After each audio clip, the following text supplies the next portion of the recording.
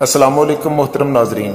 حضرت سلمان فارسی رضی اللہ تعالیٰ عنہ کے اسلام لانے کا واقعہ بڑی ہی عجیب بات ہے کہ کہاں فارس اور ایران اور کہاں مدینہ منورہ، لیکن اللہ تعالیٰ نے آپ رضی اللہ تعالیٰ عنہ کو شرف صحابیت سے نوازنا تھا تو اللہ تعالیٰ نے آپ کے لیے راہیں ہموار فرمائیں اور آپ حق کی تلاش کرتے کرتے مدینہ منورہ پہنچے اور نبی کریم صلی اللہ علیہ وآلہ وسلم کے ہاتھ پر اسلام قبول فرمایا۔ آج کی ویڈیو میں ہم آپ کو سلمان فارسی رضی اللہ تعالیٰ عنہ کے اسلام لانے کا مکمل واقعہ بتائیں گے اور آپ رضی اللہ تعالیٰ عنہ کی سیرت اور حیات پر بھی روشنی ڈالیں گے۔ یہ ویڈیو آپ کے ایمان کو تازہ کر دے گی، لہٰذا ویڈیو کو آپ نے سکپ نہیں کرنا اور آخر تک ضرور دیکھنا ہے۔ ناظرین، آپ کو بتاتے چلیں کہ سلمان فارسی رضی اللہ تعالیٰ عنہ کا مجوسی نام مابا تھا۔ وہ ایران کے ایک قصبے جے کے رہنے والے تھے۔ بعض نے دام ہرمز لکھا ہے۔ آپ کا سلسلہ نسب یہ ہے: مابا ابن بوزکشاں بن مرسلان بن یہوزان بن فیروز بن سہرک۔ آپ کا بچپن سے مذہب کی طرف جھکاؤ تھا، آخر آتش کدے کے خادم خاص بن گئے۔ آگ کو ذرا سی دیر کے لیے بھی ٹھنڈا نہ ہونے دیتے تھے۔ اللہ تعالیٰ جس کے نصیب میں ہدایت لکھ دیتا ہے تو اس کے لیے ہدایت کا راستہ آسان فرما دیتا ہے، اور ہدایت کی توفیق انہی لوگوں کو ملتی ہے جو راہ حق کے متلاشی ہوں اور تعصب اور تنگ نظری سے پاک ہوں۔ روایت بتاتی ہے حضرت سلمان فارسی کے والد پیشے کے اعتبار سے کاشتکار تھے اور مذہباً آتش پرست تھے۔ ان کے باپ نے ایک مرتبہ ان کو اپنی زرعی زمینوں کی دیکھ بھال کے لیے بھیجا۔ راستے میں عیسائیوں کی عبادت گاہ تھی، یہ اس کے اندر چلے گئے اور ان کے طریقہ عبادت کو دیکھ کر متاثر ہوئے۔ وہ لوگ نماز پڑھ رہے تھے، شاید کہ حضرت عیسیٰ علیہ السلام کی تعلیمات اس وقت کچھ نہ کچھ زندہ ہوں گی، ورنہ بعد میں تو عیسائیوں نے عبادت گاہوں کو موسیقی اور شرک کے عقائد پھیلانے کا مرکز بنا لیا۔ سلمان فارسی رضی اللہ تعالیٰ عنہ شام تک وہیں رہے۔ واپس آ کر باپ کو پورا حال سنایا اور کہا کہ ان کا دین ہمارے دین سے بہتر ہے۔ باپ نے تردید کی اور بیٹے کو سمجھانے کی کوشش کی، لیکن اصرار کرتے رہے کہ آتش پرستی سے عیسائیوں کا دین بہتر ہے۔ کہتے ہیں کہ جب باپ کو خطرہ ہوا کہ آباء و اجداد کا مذہب چھوڑ دیں گے تو اس نے ان کو گھر میں قید کر دیا۔ کسی طرح حضرت سلمان فارسی رضی اللہ تعالیٰ عنہ گھر سے فرار ہو کر ایک قافلے کے ساتھ شامل ہو کر وہاں چلے گئے جہاں عیسائیوں کے دین کا مرکز تھا۔ وہ عیسائیوں کے سب سے بڑے مذہبی پیشوا کے پاس رہنے لگے۔ حضرت سلمان فارسی رضی اللہ تعالیٰ عنہ فرماتے ہیں، یہ شخص بددیانت اور دنیا پرست نکلا، لوگوں کو صدقہ اور خیرات کی ترغیب دیتا اور جو اموال صدقے کی مد میں آتے وہ خود رکھ لیتا اور مسکینوں کو کچھ نہ دیتا۔ اس کی موت کے بعد حضرت سلمان رضی اللہ تعالیٰ عنہ نے اس کے ماننے والوں کی اس کی حقیقت بتائی اور اس کے گھر میں رکھے ہوئے سونے چاندی سے بھرے ہوئے 7 مٹکے دکھائے تو لوگ بڑے برہم ہوئے اور ان کے دل سے اس پادری کی وہ وقت نکل گئی۔ انہوں نے اس کو دفن بھی نہ کیا بلکہ اس کی لاش کو اصولی پر چڑھا دیا اور پتھر مار مار کر چورا کر دیا۔ اس کے بعد دوسرا پادری اس منصب پر فائز ہوا۔ حضرت سلمان فارسی رضی اللہ تعالیٰ عنہ فرماتے ہیں، یہ دوسرا شخص اس پہلے شخص سے بہت افضل تھا، وہ دنیا سے بے رغبت تھا۔ آپ کو اس سے محبت ہو گئی اور عرصے تک اس کے ساتھ گرجے میں رہے۔ موت کے وقت اس نے وصیت کی کہ اب تم فلاں شخص کے پاس چلے جاؤ، کیونکہ اس کے سوا حضرت عیسیٰ علیہ السلام کی تعلیمات پر عمل کرنے والا کوئی اور میرے علم میں نہیں ہے۔ وہ شخص موصل میں رہتا تھا، میں تلاش کرتا اس تک جا پہنچا۔ یہ شخص بھی عابد اور زاہد تھا، میں اس کے ساتھ رہنے لگا۔ جب اس شخص کی وفات کا وقت قریب آیا تو اس نے کسی اور کا پتہ بتا دیا جو ایک اور شہر میں رہتا تھا۔ حضرت سلمان فارسی اس کے پاس رہتے رہے، پھر اس کو بھی موت آ گئی اور وہ شہر اموریہ کی ایک کسی عابد کا پتہ بتا گیا۔ حضرت سلمان فارسی رضی اللہ تعالیٰ عنہ اس کے پاس رہنے لگے اور کمانے کا مشغلہ بھی اختیار کر لیا اور کچھ مال بھی جمع ہو گیا۔ جب اس اموریہ والے پادری کو موت نے آ گھیرا تو حضرت سلمان فارسی رضی اللہ تعالیٰ عنہ نے اس سے دریافت کیا کہ اب بتائیں میں آپ کے بعد کہاں جاؤں؟ اس پادری نے آپ رضی اللہ تعالیٰ عنہ سے کہا، میرے بیٹے، اب میں اس دنیا سے رخصت ہوتا ہوں۔ اب نبی آخر زمان کے ظہور کا وقت قریب آ پہنچا، جب صحرائے عرب سے اٹھ کر دین حنیف کو زندہ کرے گا، اس زمین کی طرف ہجرت کرے گا جہاں کھجوروں کے باغات ہوں گے، اس کے دونوں شانوں کے درمیان مہر نبوت ہوگی۔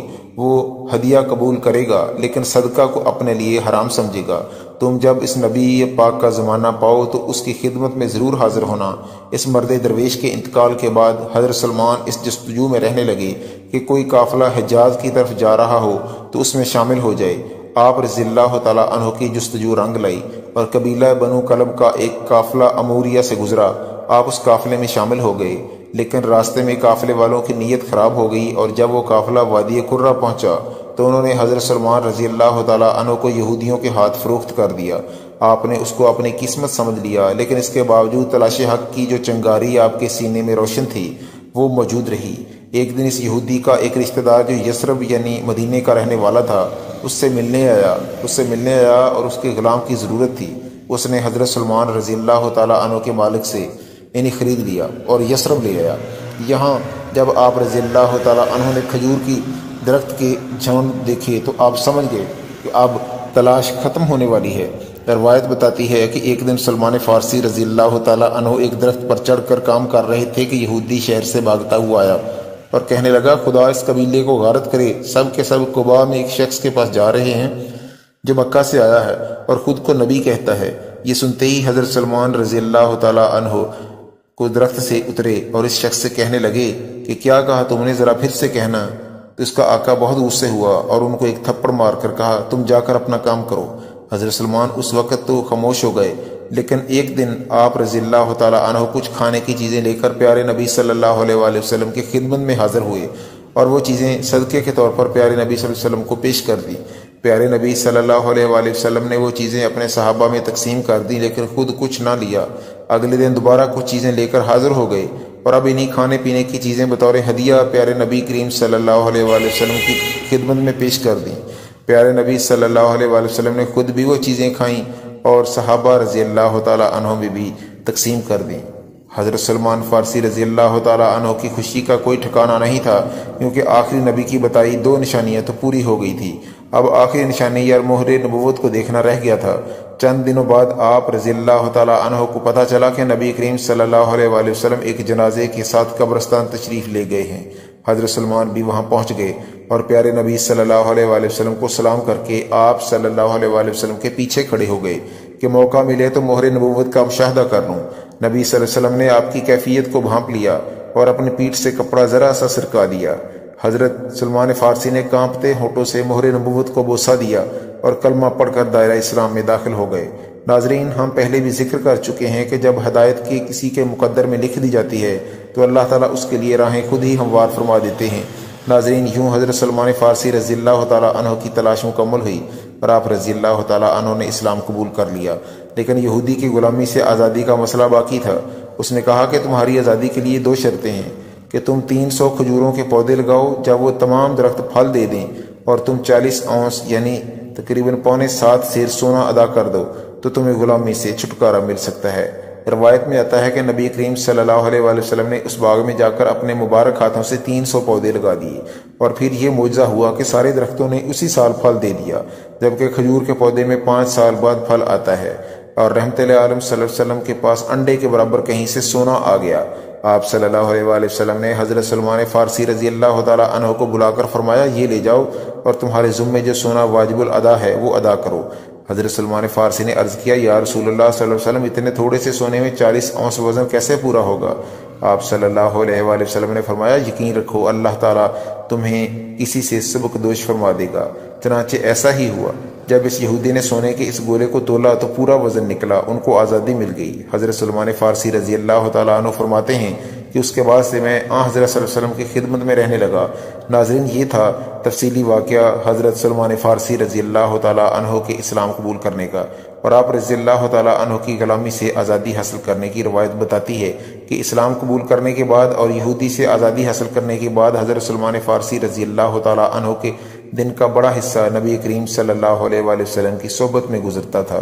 اس لیے آپ رضی اللہ تعالیٰ عنہ علوم معارف نبی کریم صلی اللہ علیہ وسلم سے کافی بہرور ہوئے۔ حضرت علی رضی اللہ تعالیٰ عنہ سے آپ کے مبلغ علم کے متعلق پوچھا گیا تو فرمایا، ان کو علم اول اور علم آخر سب کا علم تھا، وہ ایسا دریا تھے، وہ ہمارے اہل بیت میں سے تھے۔ دوسری روایت میں آپ صلی اللہ علیہ وآلہ وسلم نے فرمایا کہ سلمان فارسی علم و حکمت میں لقمان حکیم کے برابر تھے۔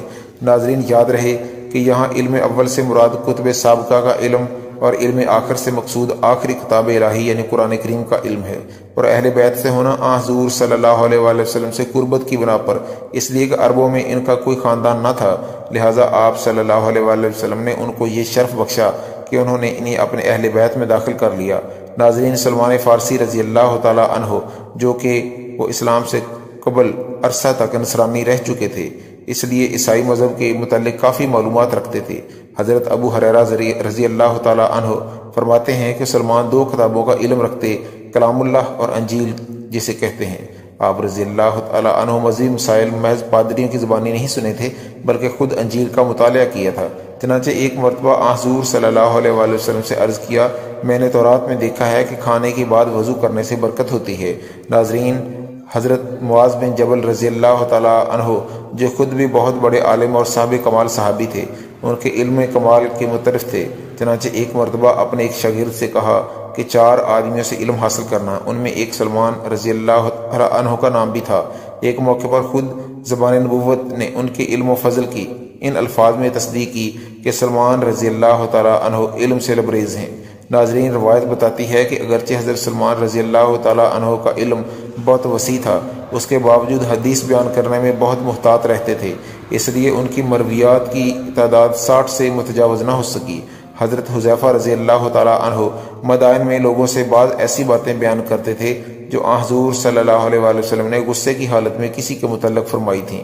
لوگ ان کی تصدیق کے لیے حضرت سلمان رضی اللہ تعالی عنہ کے پاس آئے۔ آپ نے صرف اس قدر جواب دیا کہ حذیفہ رضی اللہ تعالی عنہ زیادہ بہتر جانتے ہیں۔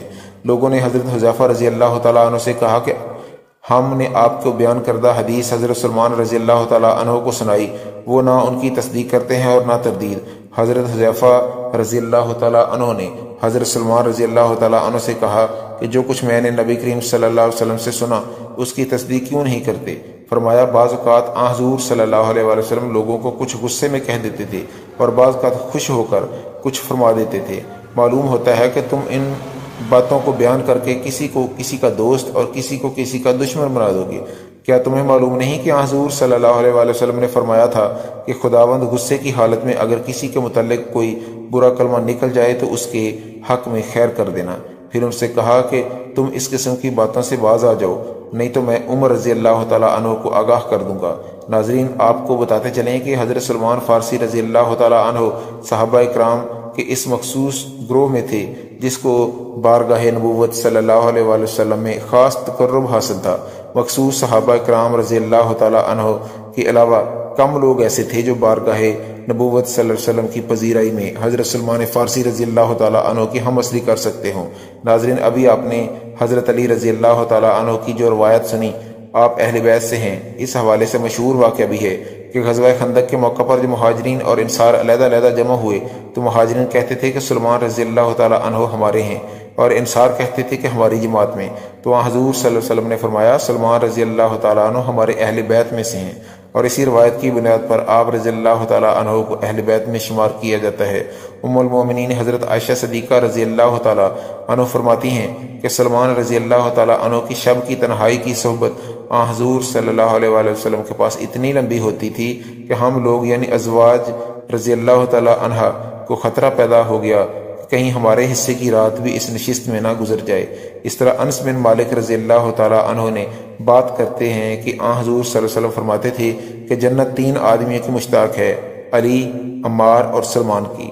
ناظرین، سلمان فارسی رضی اللہ تعالی عنہ کے قرب کی آخری مثال یہ ہے کہ ایک مرتبہ حضور صلی اللہ علیہ وآلہ وسلم حضرت صدیق اکبر رضی اللہ تعالی عنہ جیسے فدائیان اسلام اور جلیل القدر صحابہ سے حضرت سلمان رضی اللہ تعالی عنہ اور ان کے رفقا کے بارے میں رنجیدہ ہو گئے۔ اس کا واقعہ یہ ہے کہ ایک مرتبہ ابو سفیان چند آدمیوں کے ساتھ حضرت صہیب، حضرت بلال اور حضرت سلمان رضی اللہ تعالی عنہ کے پاس سے گزرے، اور ان تینوں بزرگوں نے کہا کہ خدا کی کوئی تلوار خدا کے دشمن یعنی ابو سفیان کی گردن پر نہیں پڑی۔ حضرت ابو بکر صدیق رضی اللہ تعالی عنہ نے فرمایا، تم لوگ سردار قریش کی شان میں ایسے کلمہ زبان سے نکالتے ہو، اور حضور صلی اللہ علیہ وسلم سے آ کر بیان کیا۔ تو آپ صلی اللہ علیہ وسلم نے فرمایا، شاید تم نے ان لوگوں کو ناراض کر دیا، اگر تم نے ان لوگوں کو ناراض کیا تو گویا خدا کو ناراض کیا۔ حضرت ابو بکر صدیق رضی اللہ تعالی عنہ بہت نادم ہوئے اور آ کر ان بزرگوں سے معذرت کی۔ ناظرین، سلمان فارسی رضی اللہ تعالی عنہ کے بے شمار فضائل و مناقب ہیں۔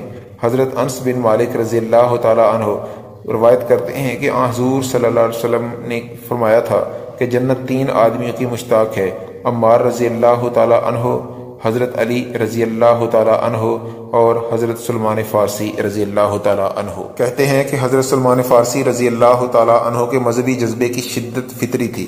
اس طرح آتش پرستی کے زمانے میں سخت آتش پرستی اور نصرانیت کے زمانے میں سخت عابد اور زاہد نصرانی تھے، اس طرح مشرف با اسلام ہونے کے بعد اسلام کا مکمل ترین نمونہ بن گئے۔ ان کے علم و فضل کا کمال یہی ہے کہ ان کا زہد و تقوی شروع ہو جاتا۔ اس کی ادنا مثال یہ ہے کہ عمر بھر گھر نہیں بنایا، جہاں کہیں دیوار یا درخت کا سایہ ملتا وہیں پڑے رہتے۔ ایک شخص نے اجازت چاہی کہ میں آپ کے لیے مکان بنا دوں، فرمایا مجھ کو اس کی حاجت نہیں۔ وہ بہم اصرار کرتا رہا، یہ برابر انکار کرتے رہے۔ آخر میں اس نے کہا کہ آپ کی مرضی کے مطابق بناؤں گا۔ فرمایا وہ کیسا کہ اتنا مکثر کھڑے ہوں گے تو سر چھت سے مل جائے گا، اور اگر لیٹے تو پیر دیواروں سے لگیں گے۔ فرمایا خیر اس میں کوئی مذائقہ نہیں۔ چنانچہ اس نے ایک جھونپڑی بنا دی۔ زہد کا اثر زندگی کے ہر شعبے میں نمایاں تھا۔ خرافات دنیاوی کو کبھی پاس نہ آنے دیا۔ وفات کے وقت گھر کا پورا اثاثہ 20-22 درم سے زیادہ کا نہ تھا۔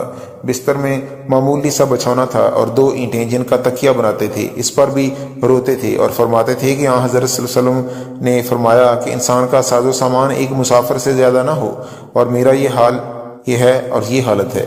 تقوی ان زندگی کے ہر دور میں قائم رہا۔ جب امارت کے عہدے پر فائز تھے اس وقت بھی کوئی فرق نہ آیا۔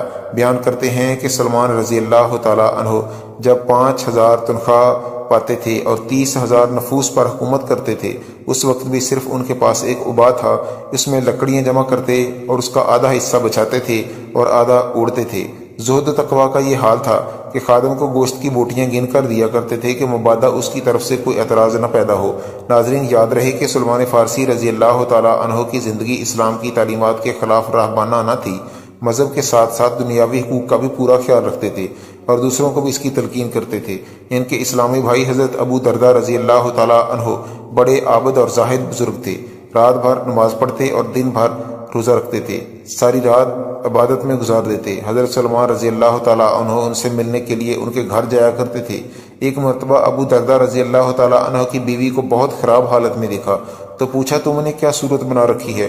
انہوں نے کہا کہ کس کے لیے بناؤ سنگار کروں، تمہارے بھائی کو تو دنیا کی ضرورت باقی نہیں رہی۔ حضرت ابو درداء رضی اللہ تعالیٰ عنہ گھر آئے تو ملنے ملانے کے بعد کھانا منگایا، مگر خود معذرت کی کہ میں روزے سے ہوں۔ فرمایا جب تک تم نہ کھاؤ گے میں بھی نہیں کھاؤں گا۔ پھر رات کو حضرت سلمان فارسی رضی اللہ تعالیٰ عنہ کے پاس ہی لیٹے اور ان کو دیکھتے رہے۔ جب وہ عبادت کے لیے اٹھے تو روک لیا۔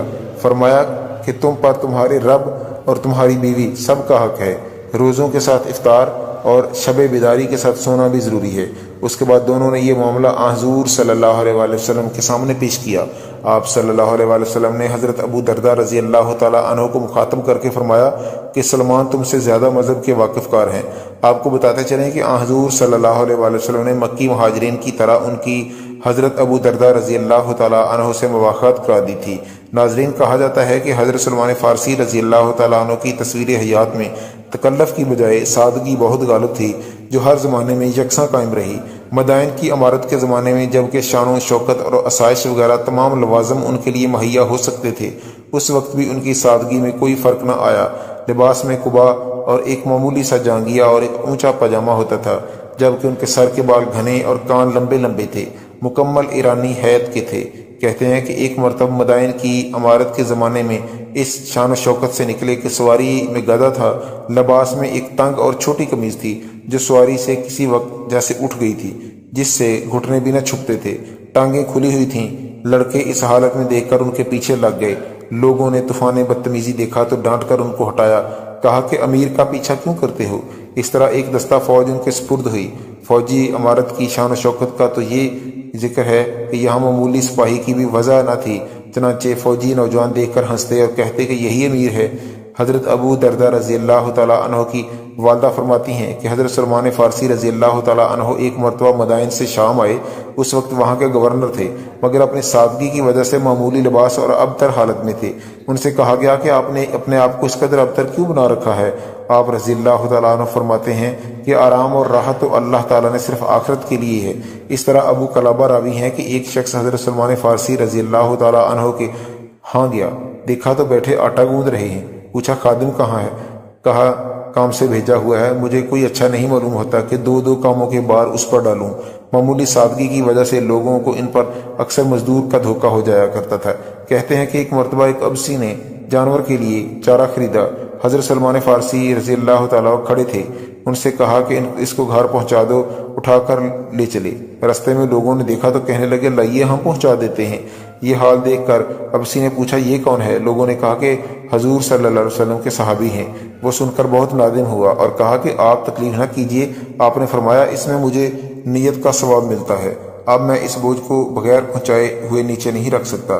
سبحان اللہ، کیسی شان تھی صحابہ کی، جہاں اگر ہم اپنا حال دیکھیں تو ہماری انا کا جو حال ہے وہ ہماری آنکھوں کے سامنے ہے۔ صحابہ کی یہ شان تھی کہ انہوں نے اپنے نفس کو اس قدر ختم کر ڈالا تھا اور یہی ان کی سادگی کی وجہ تھی۔ ناظرین، ایک اور روایت میں ہے کہ حضرت سلمان فارسی رضی اللہ تعالیٰ عنہ نے فرمایا بلا شبہ علم کثیر ہے اور وہ ملک کثیر، لہٰذا وہی علم حاصل کرو جس کی تم کو دین کے بارے میں ضرورت ہو، اس کے سوا باقی کو چھوڑ دو۔ اور اس طرح ایک مرتبہ فرمایا بہت زیادہ مجاہدہ نہ کرو بلکہ میانہ روی اختیار کرو، ورنہ تھک کر بیٹھ جاؤ گے اور عمل سے اکتا جاؤ گے۔ اور اسی طرح ایک مرتبہ ایک روایت میں منقول ہے کہ ایک مرتبہ قریش کے بعض لوگ اپنے نسب کی بڑائی بیان کرنے لگے تو حضرت سلمان فارسی رضی اللہ تعالیٰ عنہ نے فرمایا میں تو اتنا جانتا ہوں کہ ناپاک نطفے سے پیدا کیا گیا ہوں اور مر کر بدبودار لاش بن جاؤں گا، پھر قیامت کے دن مجھے میزان عدل یعنی اعمال کے ترازو کے پاس کھڑا کیا جائے گا، اگر اس وقت میری نیکیاں بھاری نکلیں تو میں شریف ہوں اور اگر ورنہ رذیل ہوں، یعنی شرافت اور ذلت کا فیصلہ وہی ہوگا۔ ناظرین، آپ نے حضرت سلمان فارسی رضی اللہ تعالیٰ عنہ کی چند روایت ملاحظہ فرمائیں جو حکمت سے لبریز ہیں۔ آئیے آپ کو سلمان فارسی رضی اللہ تعالیٰ عنہ کے چند مشہور قول بیان بتاتے ہیں جو مختلف کتب سے نقل کیے گئے ہیں۔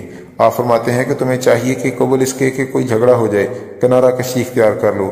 اچھے کام اہل بیت مشکل میں ہی دکھائی دیتے ہیں، انسان کی تباہی اور بربادی گناہوں میں پنہاں ہے، اور وہ لوگ قابل رشک ہیں جو مجھ سے زیادہ علم حاصل کرتے ہیں، یعنی یقینی طور پر وہ لوگ قابل رحم ہیں جن کا علم مجھ سے کم ہے۔ کمزوروں کو معاف کرنا ہی دلیری ہے۔ فرمایا خوشیاں تقسیم کرنے سے ہی خوشیاں حاصل ہوتی ہیں، اور فرمایا اللہ تعالیٰ کی صفات کا شمار ناممکن ہے۔ آپ رضی اللہ تعالیٰ عنہ سے منقول ہے، فرماتے ہیں جب تمہارا کوئی دوست پڑوسی یا رشتہ دار اور سرکاری ملازم ہو اور وہ تمہیں کسی ہدیے پہ یا کسی کھانے پہ دعوت دے تو تم اسے قبول کر لو کہ اگر اس کی کمائی میں کوئی شک شبہ ہے تو تمہیں تو وہ چیز بغیر کوشش کے مل رہی ہے اور غلط کمائی کا گناہ اس کے ذمہ ہوگا۔ آپ رضی اللہ تعالیٰ عنہ کا ایک اور ارشاد گرامی ہے، جب اللہ تعالیٰ کسی بندے کے ساتھ برائی اور ہلاکت کا ارادہ فرماتے ہیں تو اس سے حیا اور نکال دیتے ہیں، جس کا نتیجہ یہ ہوتا ہے کہ تم دیکھو گے کہ ایک لوگ بھی اس سے بغض رکھتے ہیں اور وہ بھی لوگوں سے بغض رکھتا ہے۔ آپ فرماتے ہیں جب بندہ راحت مسرت اور ثروت کے لمحات میں اللہ تعالیٰ کا ذکر فرماتا ہے اور پھر اسے کبھی کوئی تکلیف پہنچے تو خدا کے حضور فرمایا کرے تو فرشتے سن کر کہتے ہیں کہ یہ مانوس آواز ہے، اس بندے ضعیف کی ہے۔ اس کے ساتھ ہی وہ فرشتے اللہ تعالیٰ کے ہاں اس کی سفارش کرتے ہیں۔ اس کے برعکس جو شخص اپنی راحت کے اوقات میں اللہ کو یاد نہ کرے اور تکلیف پہنچنے پر یاد کرے تو فرشتے کہتے ہیں کہ کیسی غیر مانوس آواز ہے، پس وہ سفارش نہیں کرتے۔ ایک دوسری روایت میں آپ فرماتے ہیں کہ ہر انسان کے لیے باطن اور ظاہر ہے، جس نے اپنے باطن کی اصلاح کر لی اللہ تعالیٰ اس کے ظاہر کی بھی اصلاح کر دے گا، اور جس نے اپنے باطن کو خراب کر لیا تو اللہ تعالیٰ اس کے ظاہر کو بھی درست نہیں کرے گا۔ ناظرین، معلوم ہوا کہ ظاہر اور باطن دونوں اہم ہیں اور ظاہر کا تعلق باطن کے ساتھ ہے جبکہ باطن کا ظاہر پر بھی لازمی ہے۔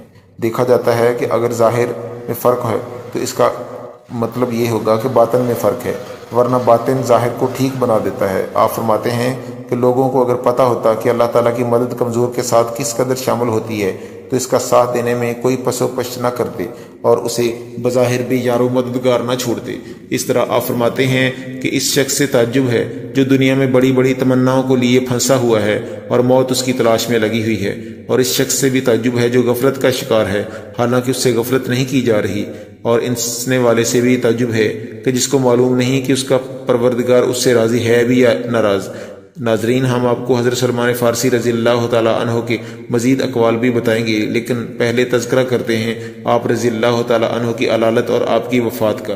روایت بتاتی ہے کہ حضرت سلمان فارسی رضی اللہ تعالیٰ عنہ کی عہد خلافت میں آپ رضی اللہ تعالیٰ عنہ بیمار پڑے تو سعد بن ابی وقاص رضی اللہ تعالیٰ عنہ عیادت کو گئے۔ سلمان رضی اللہ تعالیٰ عنہ رونے لگے۔ سعد رضی اللہ تعالیٰ عنہ نے کہا کہ ابو عبداللہ رونے کا کون سا مقام ہے؟ حضرت صلی اللہ علیہ وسلم تم سے خوش دنیا سے گئے، تم ان سے حوض کوثر پر ملو گے، بچھڑے ہوئے ساتھیوں سے ملاقات ہوگی۔ کہا خدا کی قسم میں موت سے نہیں گھبراتا اور نہ دنیا کی ہوس باقی ہے۔ رونا یہ ہے کہ رسول اللہ صلی اللہ علیہ وآلہ وسلم نے عہد کیا تھا کہ ہمارا دنیاوی ساز و سامان ایک مسافر کے زاد راہ سے زیادہ نہ ہونا چاہیے، حالانکہ میرے گرد اس قدر سانپ یعنی اسباب جمع ہے۔ سعد رضی اللہ تعالیٰ عنہ کہتے ہیں کہ وہ سامان جسے اس سانپ سے تعبیر کیا کرتے تھے ایک بڑے پیالے، ایک گیلن اور ایک تسلے سے زیادہ نہ تھا۔ اس کے بعد سعد نے خواہش کی کہ مجھے کوئی نصیحت کیجیے۔ فرمایا کہ کسی کام کا قصد کرتے وقت، فیصلہ کرتے وقت، تقسیم کرتے وقت اللہ کو یاد رکھا کرو۔ روایت میں آتا ہے کہ اس بیماری کے دوران میں اور احباب نے بھی نصیحت و وصیت کی خواہش کی۔ فرمایا تم میں سے جس سے ہو سکے اس کی کوشش کرے کہ وہ حج، عمرہ، جہاد یا قرآن پڑھتے ہوئے جان دے اور فسق و فجور اور خیانت کی حالت میں نہ مرے۔ ناظرین، روایت بتاتی ہے کہ وقت آخر اپنی بیوی سے مشک کی تھیلی منگائی اور اپنے ہاتھ سے پانی میں گھول کر اپنے چاروں طرف چھڑکا اور سب کو اپنے پاس سے ہٹا دیا۔ جب لوگ تھوڑی دیر کے بعد گئے تو دیکھا کہ روح کف سے خاکی سے پرواز کر چکی ہے۔ جہاں تک آپ رضی اللہ تعالیٰ عنہ کی وفات کی بات ہے تو بعض روایت بتاتی ہیں کہ حضرت علی رضی اللہ تعالیٰ عنہ نے سلمان فارسی رضی اللہ تعالیٰ عنہ کو سن 656 میں مدائن کا گورنر مقرر کیا، مگر وہاں جانے کے چند ہفتے بعد ان کا انتقال ہو گیا۔ آپ کی تاریخ وفات 10 رجب المرجب 35 ہجری بتائی جاتی ہے اور ان کا روزہ مدائن ہی میں ہے۔